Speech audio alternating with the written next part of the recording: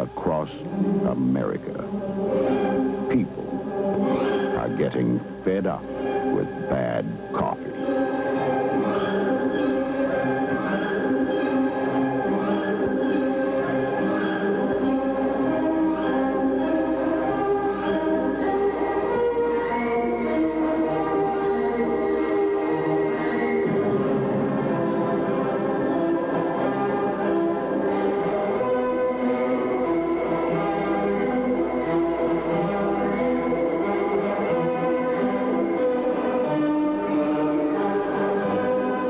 Fortunately, they have an alternative.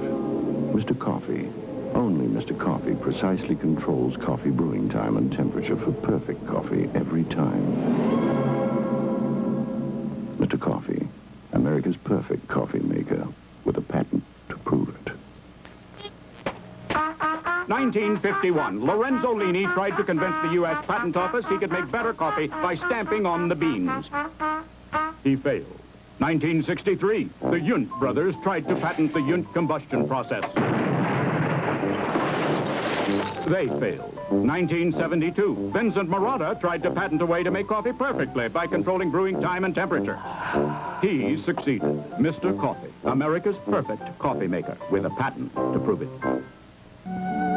Remember your first cup of coffee. Did it ever get any better?